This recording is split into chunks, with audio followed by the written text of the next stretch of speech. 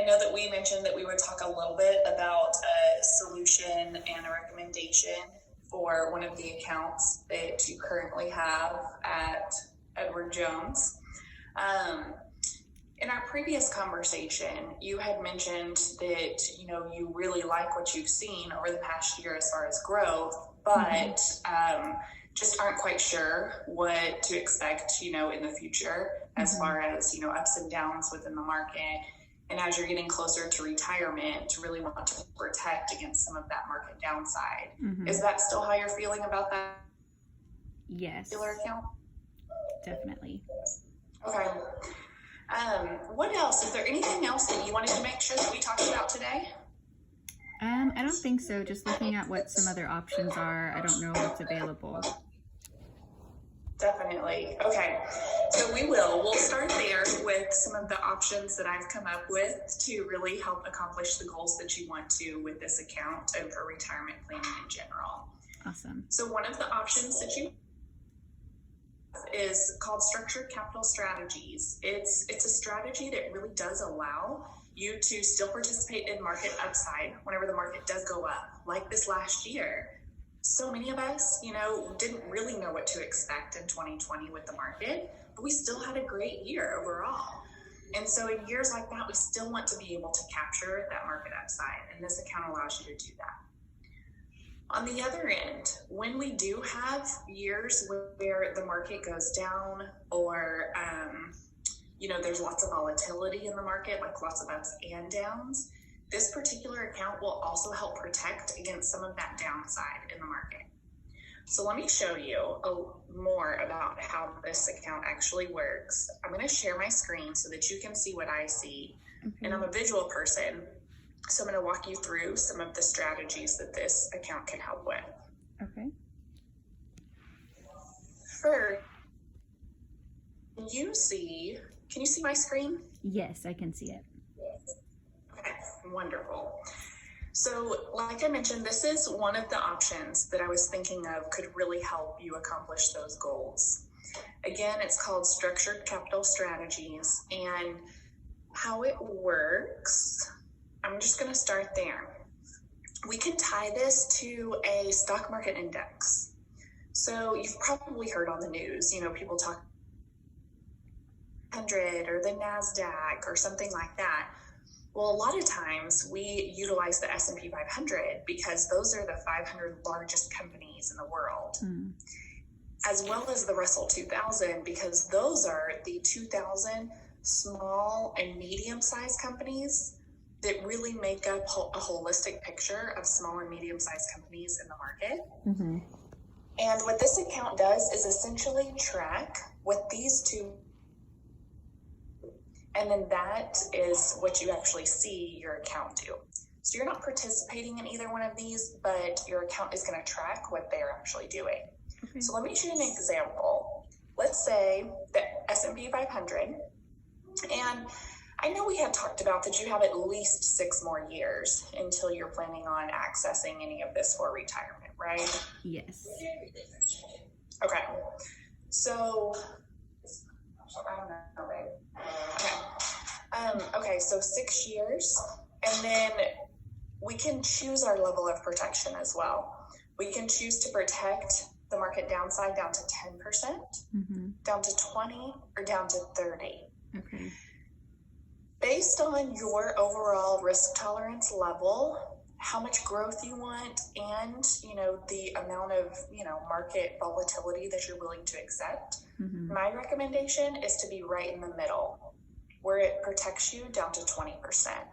Okay. So I'll show you how that works with a couple different examples. Let's say that you had $100,000 in this account, and the first scenario, over a 6-year period, the market made 40%. So that's averaging, less than 10% per year, which is pretty common. This account is going to cap. You can earn whenever the market does go up, because again, they protect you on the downside. So it kind of helps you keep in that middle range. Okay. The cap in this example, as you can see, is 60%. So if the market went up 40 over 6 years, you get to keep all of the 40% return. Okay. Does that make sense? Yeah. Okay. Scenario 2. On the dark blue bar, you're going to see, what if the market went up 65%? It actually averaged per year over that 6-year period. Mm-hmm. Well, your cap is 60, so you get to keep 60% of that 65% that the market went up.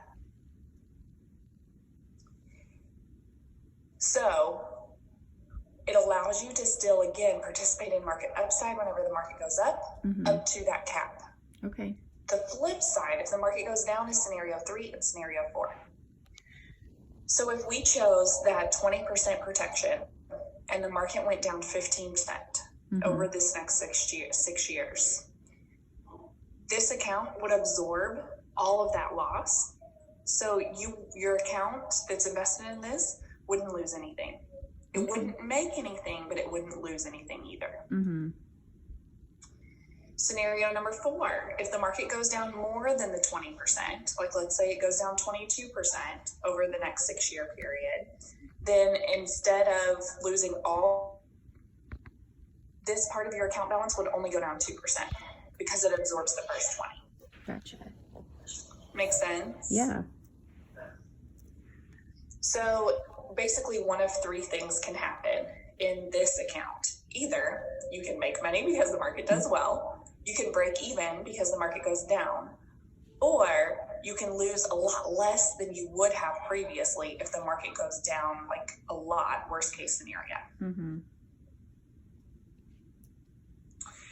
Let me pause and just get what are your thoughts and feelings towards this type of strategy so far? I think that lines up with what I'm kind of wanting to accomplish. You know, I still want to be able to earn money, but I am a little bit nervous about losing. So I think this looks good. Okay. What questions can you think of about this type of an account? So you said so for example, on the upside, if the market goes up, let's say 60% over the 6 years, is my account credited every year, or do I have to wait until the 6 years is up to see what I made or lost? Oh, really good question. In this standard option, and normally what most of my clients do is we do look at over a 6-year period. What does it do on average during that 6-year period?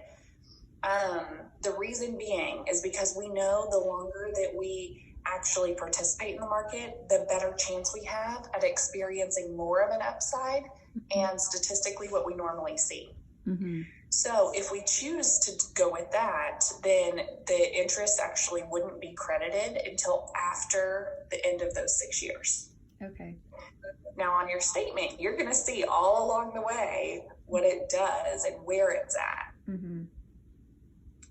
But it actually wouldn't be credited to your account after the 6 years. Okay, that makes sense. One option that we have is to do something where we can add in a portion of your portfolio where if the market does, whatever it does every year, we can actually lock that in year over year. Do you like that well as maybe a portion? Maybe. I don't know. What do you recommend? I really like a combination because, we talk about diversification of your portfolio and that is against, large companies, medium-sized, small, international, so that you have a well-diversified portfolio. But also that means we can diversify it between waiting the full 6 years as well as capturing any of those, and that would be kind of like this annual lock, that would be capturing any of those ups or downs and locking them in along the way over that 6-year period. Okay, that makes sense.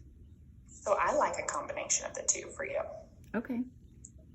The downside of doing part of it as an annual lock is that we can only have a level of protection of this 10%. Okay. instead of 20. That's why I wouldn't recommend it for your entire portfolio. Does that make sense? Oh yeah, I gotcha. Okay. Really, really good question.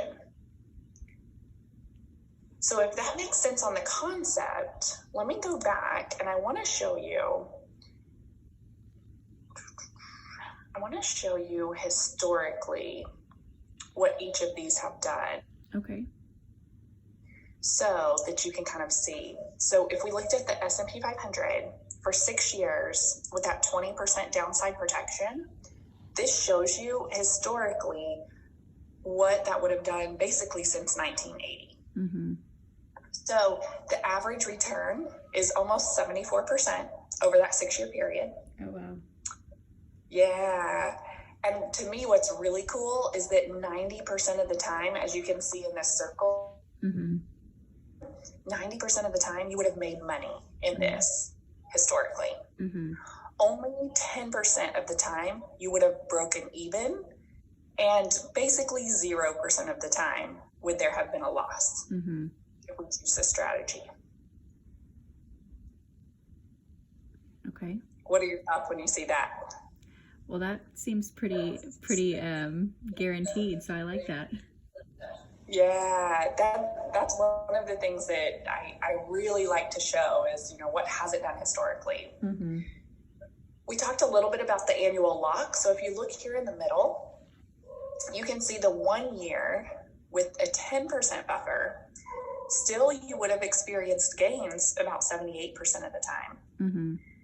10% of the time it would have broken even. And only about 12% of the time there would have been some sort of loss. Okay. The average return is almost 10% per year. Okay. Okay. And then I always want to show the Russell 2000 as well, because I think it's important to have that diversification in there. Mm-hmm.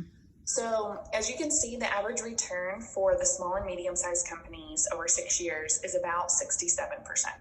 Okay. If you look at the circle again, what you're going to see is almost 100% of the time you experienced gains in this. Oh, wow. Only 2% of the time, or only 0.2% of the time, would you have even broken even. Wow.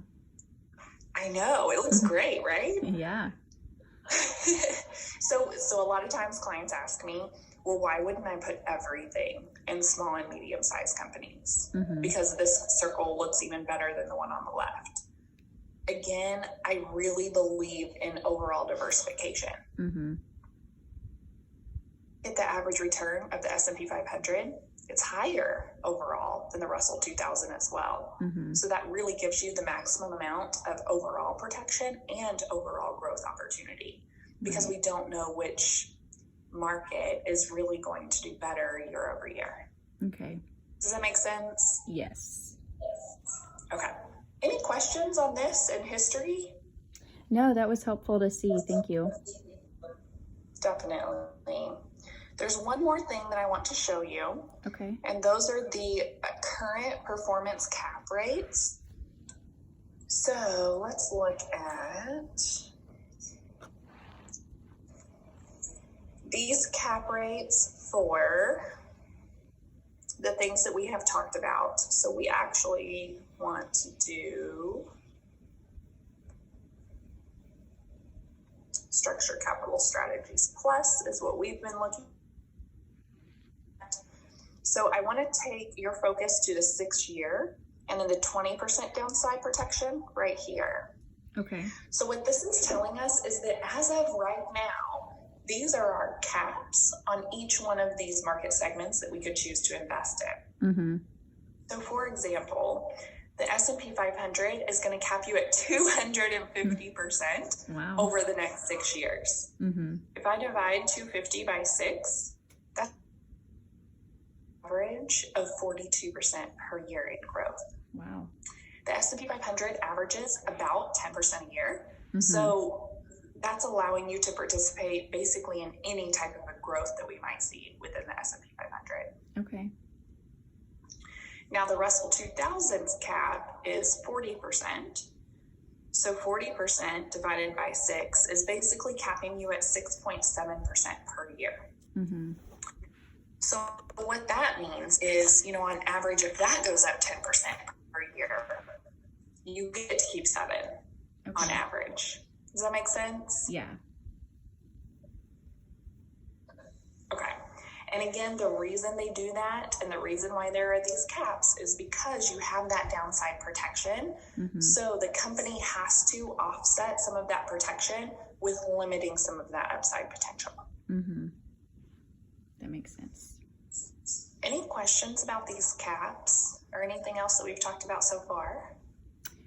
So those caps, like once I start the account, are those my caps for the whole 6 years, or do they change? Oh, good question. These are your caps for the entire 6-year period. Okay. After 6, you want to keep this type of an account, and if you do, how do we want to invest it for the next 6 years or for the next year? Or is there another type of an account or strategy out there that we want to take advantage of at that point? And there would be no fees or penalties or anything to transfer that to a totally new account or even strategy. Okay. Good question. What else? I don't have any other questions right now. Okay. One of the other questions I get a lot, especially with this strategy, is okay, like this, I love this idea of being able to still earn money when the market goes up, but still have protection when the market goes down. What are the fees associated with it or the costs? And just to let you know, there are no internal expenses within this account.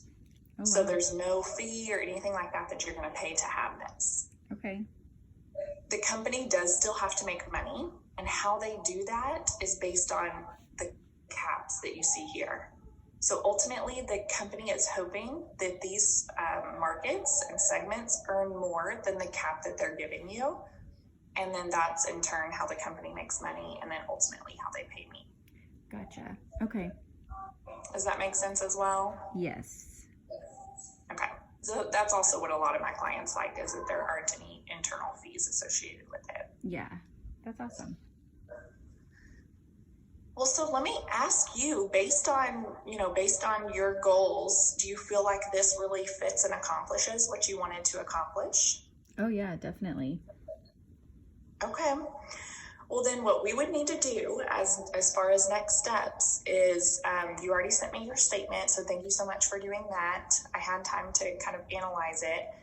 We just need to call the company together to see if there are any of their own forms that they might need from us to be able to do this rollover for you. And then I'll get working on your application, and I should be able to send that to you within the next 24 to 48 hours to just electronically sign. Okay. If there are any questions that you have whenever you receive that, or in the meantime, please don't hesitate to reach out to me and let me know. But if not, we'll get the process started for you so that we can lock in some of that protection. Awesome. Thank you. You're welcome. All right.